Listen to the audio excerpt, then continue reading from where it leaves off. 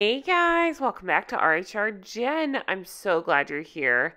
I had a lot of requests to revisit Revenge, one of my favorite books I've covered. I loved covering this book. I love everything that Tom Bauer had to say in it. And so as per your request, I thought we could revisit one of my favorite, cringe awfulness from the time that there's so much to choose from, but one of the awful cringe moments of their time with the royal family. So I thought we could take a look at that. Again, thank you for being here and for supporting. You know, it means the whole wide world to me. Now let's take a look at Revenge. Revenge. I have really thoroughly enjoyed deep diving this book with you all. You've left me the best comments. I truly appreciate it, and I'm excited to get into this part of the book. Today we'll be discussing the Vanity Fair article. So can't wait to talk about that. I am going to talk about Cordia's. I know it's out now. I just thought I'd give us all a couple of days to read it. I know it's been out in other countries. It's new for us here in America. It hit audiobook this week. That's why I get a million comments saying it's already been out. I know. I do better with audiobooks, so I was waiting on that. I will deep dive it. Stick with me. I love saying it like that. And talk about Hank and Skank. There's her pretty face right there. She looks so sweet, doesn't she? All right, I left off. It was around 2017. They discuss the wedding of Tom, Skippy, and Skip. I'm not going to go too much into this, but is this not the... Tom Bauer didn't talk about this. I'm asking you guys, my treasure trove of knowledge. Isn't this the wedding where they were were they broken up or on the rocks, but supposedly she crashed, and then we have all those lovely pictures? And by lovely, I mean pictures like this where she's scowling at the wedding. And anybody that dares to talk to Harry, which P.S., anybody talking to Harry deserves a medal because that guy can barely string two sentences together. So if you remember in the last episode, P.S., I had so much fun recording that. I'm excited to dive back into this, but she was such a B-word to his friends. Remember this? They went hunting. It was the first time she was meeting some of them. It sounds like she was truly awful to them. Sounds like they spoke pretty openly about how she would correct them, call them out, didn't want to have any fun, not into humor at all. I mean, again, what the hell is happening? I felt bad for the friends because it sounds like here again, she was awful to them. I feel bad for the friends, but mostly I'm like, you guys won this contest. You lost Harry, who, again, crayon eater over there, and you lost Meghan. Thank God for that, right? You should be glad that that tumor's removed, but sorry, I cracked myself up with that one. Okay, so this is his close-knit group of friends. She acts like a B-word, and sounds like she whined the whole time. Tom brings up that she whined about the food, wouldn't engage with Harry's friends. And I'm like, what the hell was Harry doing? How did he not notice this? Hello, giant red flag waving in front of you. Skippy guy went on record to say she wasn't interested in us. Yeah, no, sounds right. But they sound like, again, they're the perfect match because they're just interested in themselves. Harry was upset because there's a photographer there. Who cares? He just cannot stop obsessing about the press. It's funny rereading this book after reading Spare and realizing, man, what's the word I'm looking for? Insane? No, he's paranoid. He just can't stop worrying about photographers. It's a lot. It's a lot. Meghan disliked Skippy and his crowd, and their jokes and attitude to the world, to her, were unacceptable. I'm thinking she probably just didn't understand the jokes. So she assumed they were making fun of her. Seriously, these two sound like the worst couple. Can you imagine? You can't make jokes around them. Your jokes are being policed. Ugh. Gag me with a spoon. That is not where I want to hang out. That's awful. Okay. So in the following weeks, the friends were concerned about Harry, and they thought, maybe we'll talk to William about it. Well, I love William. William also had his concerns, and it sounds like they encouraged Harry, hey, dum-dum, slow down. Sit in the corner, eat your goldfish, drink your juice box, and think about what the hell you're doing. And he's like, no, I can't do that. Meghan's got my testicles, so I can't make this decision. I can't. She won't let me slow down. She told me I'm bad boy. And also, mummy. So Harry told Meghan, and they both agreed that They were this is a direct quote from the book, Be Mad at the Book. They were both agreed they were victims of racism. Isn't that convenient how that comes up when they don't have any other argument? It couldn't possibly be that they're two dreadful people and hateful and just horrible to be around. Nobody wants to hang out with them, and who wants to be talked down to like that, right? But no, it couldn't possibly be that. It has to be the isms again. It's so stupid. Harry, he fret over becoming sixth in succession at that point. And he said, and again, quoted by Tom Bower, love me some Tom Bower. They didn't sue him, so he must be telling the truth. He said, I'm not the important one, meh. Can you imagine? He's a grown-ass man. He seriously, we just read Spare. He talks like a teenager. That is an angsty teenager. In fact, that's more of a middle schooler, right? I'm not important. My friends don't like me, meh. Oh my God, these two. Okay, so they've been living in Kensington Palace for about 4 months. They decided that it's so weird, these two. They hate the press, except for that they love the press and they need the press. So they decided they needed to properly introduce Meg, and they contrived some photo op at polo match. So my question is, if they had been living together in Kensington Palace and there was this photo, I remember the photo op at the polo match and stuff.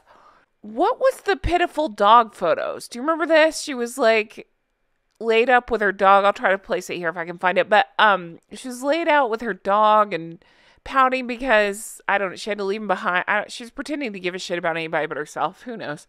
But I just wonder, well, if the truth is she had been living for 4 months in Kensington Palace, what was the point of those photos? Just to make us be like, oh, poor Meg, she gave up her dogs for love. It's like, you married a dog. So May 6th, she watched Harry play in Ascot. Meghan, it sounds like, if I understood this correctly, it's a little confusing, but Meghan was being written out of Suits. She found out there were no roles in any TV shows being offered to her, or no movie roles, nothing like that. Wah, wah. So the palace said, no more Tig. So she's like, oh no, I can't do these brand deals and talk in platitudes. What am I going to do? So she told her team, goodbye. I've used you enough. We're good. Seems to be a theme. So Tom Bower again talks about how Harry, it's like he was getting more outraged because Meghan was suffering more mental anguish. Do you see the pattern here? She pulls this crap, tugs at his, whatever heartstrings, and he's dumb as a box of rocks, and he falls for it every time, and he likes to be outraged. So those two can feed each other in whatever weirdo game they're playing at. So mental health became more of an issue for him, and he started talking more candidly about it. Harry did, and again, which makes no sense with the Oprah interview where they claim that no mental help was available for Meghan. Harry, if you claim that you went through this crap yourself, how come you couldn't offer the same help for Meghan? Make it make sense, right? All right, we go into Prince Philip's retirement and how they kind of changed up staff behind the scenes. During this time, Harry saw Meghan as helping to liberate him. They talk about how he started anticipating his insignificance. And I'm like, oh, Harry, you've been insignificant all along. That's actually not true. We just didn't realize how insignificant your schmeckle is. No, how insignificant your personality is until we read Spare. All right, so they talk about, I thought this was good. Bower, I love Bower. He brings up that Harry wanted an ordinary life and that he started becoming willfully careless. It's like, again, I go back to that analogy. It's the kid that wants to run away from home but pack me dinner first, right? He thought, I'm going to run away, but I still want all the privileges and the security. It's just like, no, be a grown-up. A lot of you guys have had the best comments about what job lets you keep the company car after you quit, right? I mean, it doesn't work like that. All right, let's go from this pouty baby to the other pouty baby, aka Meghan. Let's talk Vanity Fair. She found out she got the front cover and an interview, so of course she was thrilled. It was this whole thing where she was going to be interviewed and then photographed with this fashion photographer for a day. And the idea was that the palace had strict rules where she wasn't to talk about her relationship. She spun it as it'd be more like about her philanthropy type stuff, right? That's how it's supposed to be, about her being an activist and a philanthropist. And also Suits' 100th episode. So you can imagine what happened here. I'm going to get into it, but in a nutshell, it sounds like she was like, oh yeah, let's talk about my philanthropy. And she did want to. She wanted herself to look good. Tom Bower does an amazing job of explaining Vanity Fair is known for having these fact checkers that really go into stuff. They could not verify a lot of the crap she was saying. Again, sound familiar, right? She was throwing out all these philanthropy claims, and even the Procter and Gamble story, that stupid story we've heard a million times about the soap and blah, blah, blah, blah, right? And how it should be men washing dishes too. It shouldn't just be female specific. You know the story. You've had it beat over your head. Good Lord. Okay, so they go into it, and Bower reveals, well, they fact check and they could find no such response from Procter and Gamble or from Hillary Clinton, and that it was a wink, wink, nudge, nudge, father's love for his daughter. Dun, dun, dun. That shit didn't happen.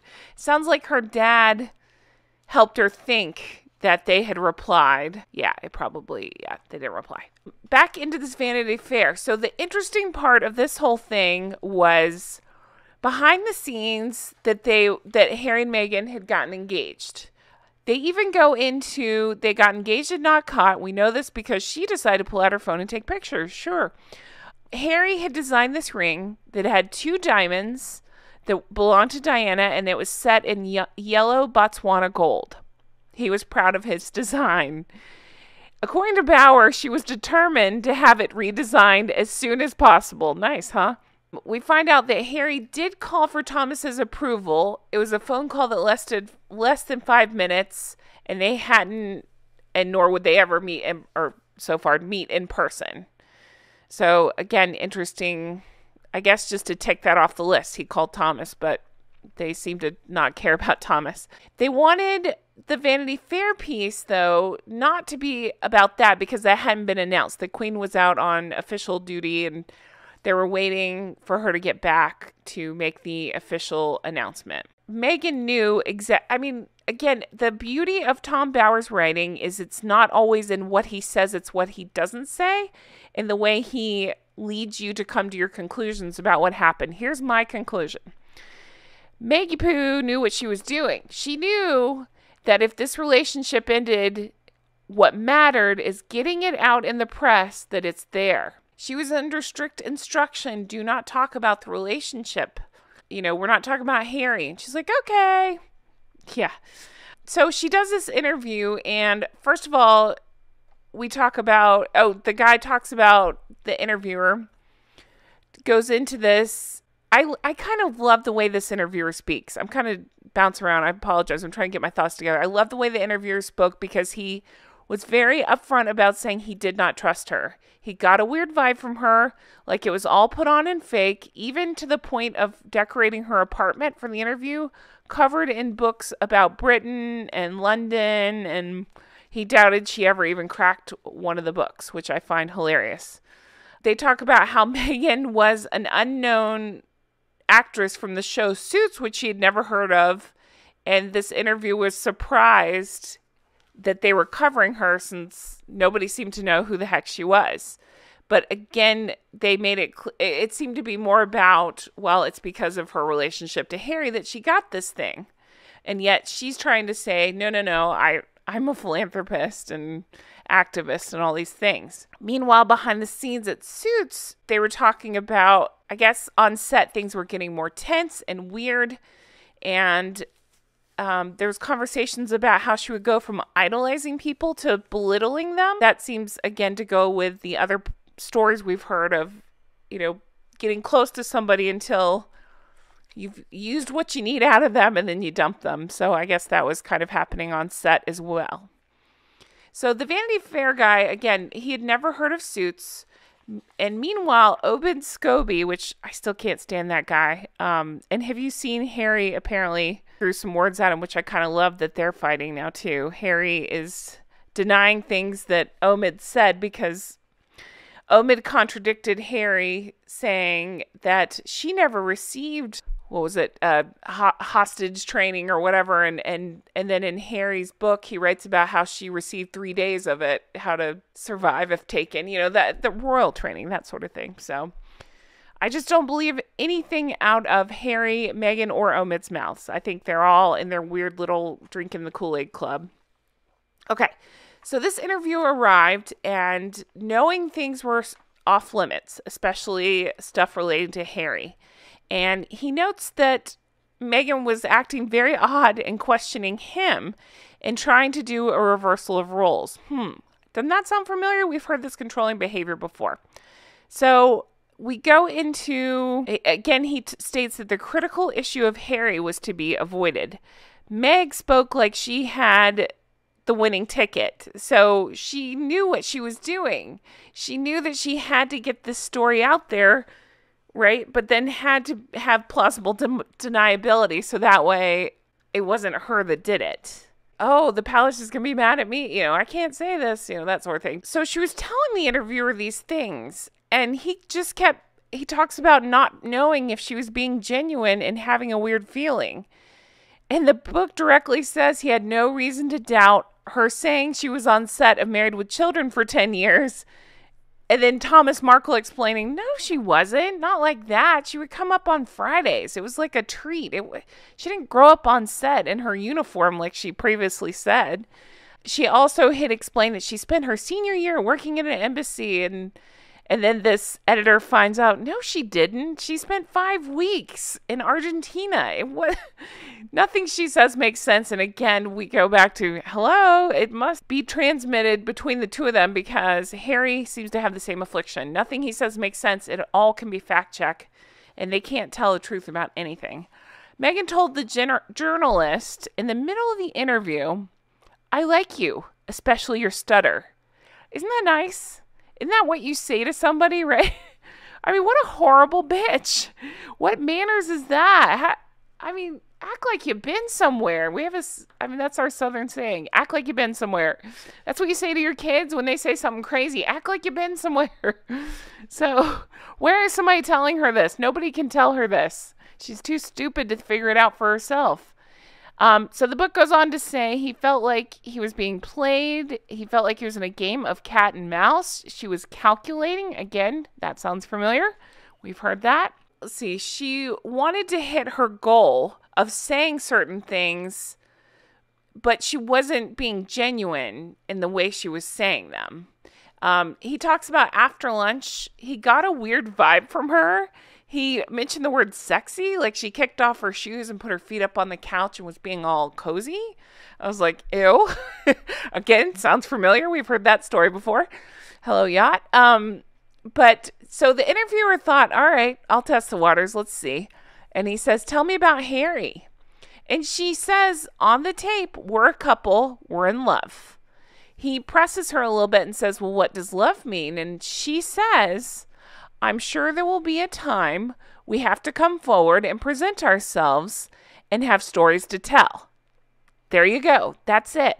So they know they have a story there. She knows what she's doing. She's saying this on purpose. So that way, even if he dumped her tomorrow or the day after the interview or whatever, she would have it in this big magazine that she and Prince were that serious. And that would be, see, this all ties together, even though I've made it a little clunky. It ties together with that we heard where she wasn't getting roles being offered. She was being written off Suits. She was a desperate woman, right? So she needed to do something. So she needed this story to be leaked.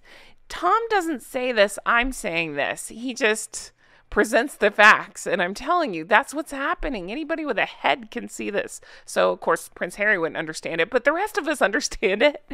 So she goes on to say we're happy and she loves a great love story. And then in the middle of this interview, out of nowhere, Marcus Anderson comes over. Now, I've had a lot of comments about Marcus Anderson, and apparently, supposedly, allegedly, those two had a little thing. I really don't know anything about Marcus Anderson. Does he own the Soho House? He's tied to the Soho House. He also is apparently a PR fixer. This is according to the book. The interviewer is baffled, like, why do we need him here? But he talks about, he feels like it was just all obviously orchestrated, he used that word, by Meghan. It was all orchestrated, and he started to feel like he was being played. It's all set up how she wanted it to go. She wanted to talk about her work for women. He said it was, quote, slimy. And then he said this great sentence, which I'm going to read to you, that I love so much. Ready? The proof will be if she goes to Rwanda and India after she's married. And I ask you, have you heard any stories, anything like that? No, me neither. Do you see what I'm saying? Like, he goes back to, this is all just PR fluff. I go back to the private jet thing. They love to lecture us about climate change as they board their private jet. Make it make sense, right? They love to lecture us about all this work that they're doing, but it sounds like all it was a photo shoot in Rwanda for her. So he went on, this was great. He went on to call some people that Meghan had listed as friends. Do you know who he called? Serena Williams. And Serena denied being her friend. She said that she was just an acquaintance. She ended up giving him a quote that says, you have to be who you are, Meg. You can't hide. I mean, is that not a telling quote? I just find that all so weird. I guess they were like acquaintances, and it sounds like they become friends since, but I think it's hilarious that she wanted to use her in the magazine as her good friend, Serena, right? So then they go to photograph this issue, and she insists that her freckles not be covered. She wanted to dress modestly. They tried to get her to take stuff off. She says she didn't want to. But then I saw the cover, and she is wearing like a sleeveless dress, I guess, but it looks like she's not wearing a top. So I thought that was kind of funny.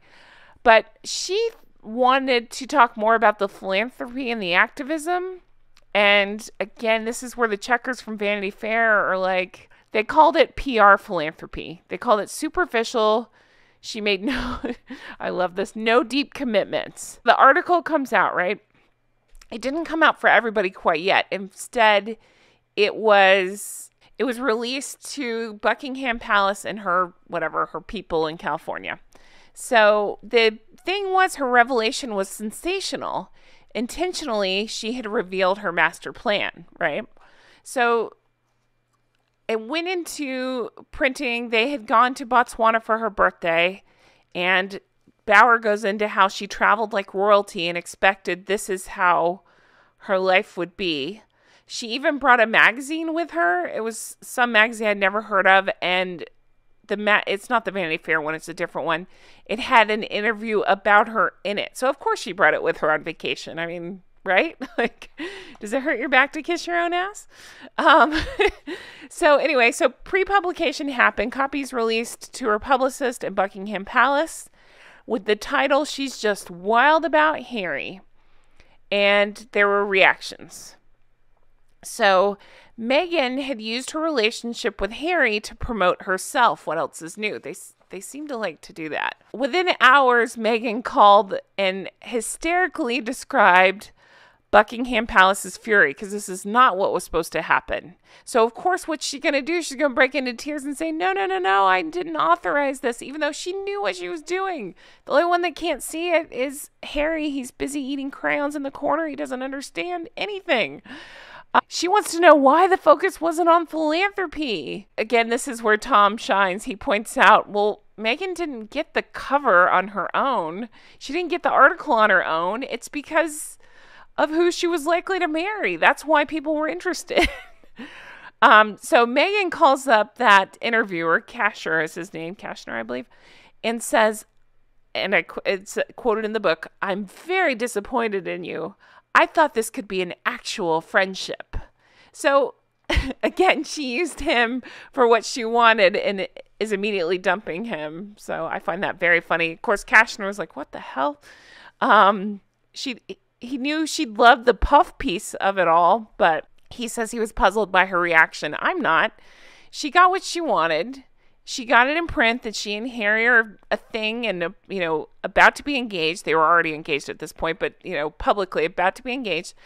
And so she knew what she was doing. And then I'm sure when Buckingham Palace was like, whoa, whoa, whoa, whoa, you weren't supposed to talk about Harry, she burst into tears and said, he's the ist. You know what I'm talking about? Like, he made me do it. He hates women. He hates freckles. He hates whatever she chose at that moment.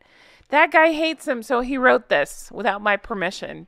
She was also mad that her Procter & Gamble stuff wasn't included. But again, I love this. The fact checkers were like, we can't print it. We can't even find that it's true, which I absolutely love. They have no proof that it happens, and that's where we get the line, "It was fictitious, invented by an adoring father." Dun, dun, dun. Think about that when you heard that story 2,000 times about her writing to Procter & Gamble. I can't even say it again. All right. So she complained and demanded that media does what she expected.